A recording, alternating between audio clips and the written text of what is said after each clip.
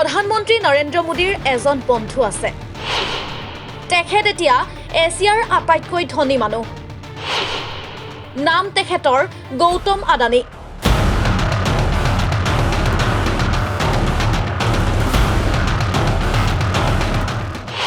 তেখেতৰ বাবেই চৰকাৰে MSP বলবৎ নকৰে। एक प्रधानमंत्री जी का दोस्त है जिसका नाम है अडानी, जो इस वक्त एशिया का सबसे मालदार आदमी हो गया है 5 साल में। মোদী চৰকাৰৰ বিৰুদ্ধে পুনৰ জাঙুৰ খাই উঠিছে কৃষক শক্তি। দিল্লীৰ যন্তৰ মন্তৰত MSPৰ গেৰাণ্টিসহ বিভিন্ন দাবীৰে অনুষ্ঠিত কৰিছে কৃষক মহাপঞ্চায়ত। দিল্লী অভিমুখী হাজাৰ হাজাৰ কৃষকক বাধা দিবলৈ আৰক্ষীয়ে বিশেষ ব্যৱস্থা গঢ়ি তুলিলে দিল্লী সীমান্তত। ৰাজধানী চহৰত জাৰি 144 ধাৰা। আনফালে আৰক্ষীৰ বেৰিকেড ভঙা 19 কৃষকক ইতিমধ্যে গ্ৰেপ্তাৰ কৰিছে আৰক্ষীয়ে।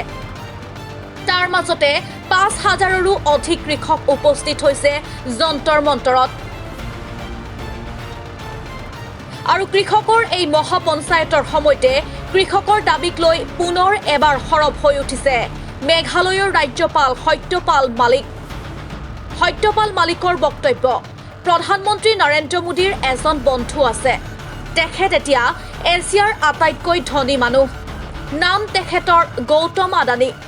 তেখেতৰ বাবেই চৰকাৰে MSP বলবৎ নকৰে। প্ৰধানমন্ত্ৰী নৰেন্দ্ৰ মোদীলৈ সত্যপাল মালিকৰ সতৰ্কবাণী। MSP বলবৎ নহ'লে হ'ব আন এখন যুদ্ধ। আপুনি কৃষকক ভয় খুৱাব নোৱাৰে। আপুনি কৃষকক পৰাজিত কৰিব নোৱাৰে। কৃষকৰ ঘৰত চলাব নোৱাৰে EDৰ অভিযান।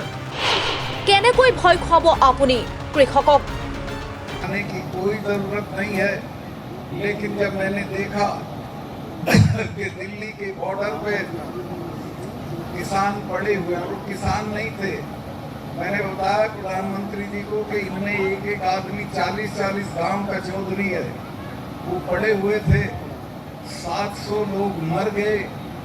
दिल्ली से अगर कोई कुतिया भी मरती है तो उसके लिए भी शोक संदेश जाता है, उनके लिए कोई शोक संदेश नहीं गया। तो मेरे से रुका नहीं गया और मैं माननीय प्रधानमंत्री जी से मिलने चला गया। अखबार वाले भाइयों को मैं कहूँगा कि इसको वो दूसरी तरह से माने। कई बार वो लिख देते हैं कि सतपाल मलिक ने प्रधानमंत्री पे हमला किया, वो नहीं है, लेकिन जो सच है वो मैं कहूँगा।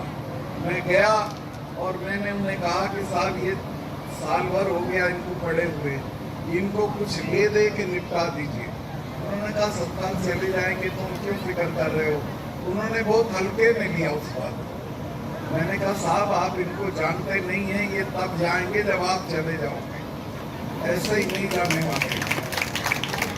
तब उनकी समझ में नहीं आया, लेकिन बाद में समझ में आया। बाद में उन्होंने माफ़ी भी मांगी और वो कानून भी वापस किए। लेकिन हमारा काम उससे नहीं बनने वाला। जब तक MSP लागू ना हो और उसको कानूनी दर्जा ना मिले, तब तक हमारी मांगे पूरी नहीं होती। तो अभी अगर MSP को लागू नहीं किया तो मैं आपके यहाँ इस माध्यम से, इस जगह से, इस पुण्य धरती से ये कहना चाहता हूँ कि दोबारा लड़ाई होगी और इस बार जोरदार लड़ाई होगी।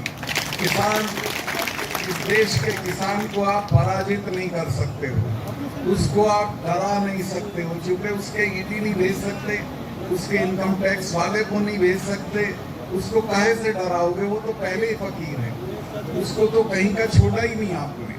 तो वो लड़ेगा और MSP लेके रहेगा।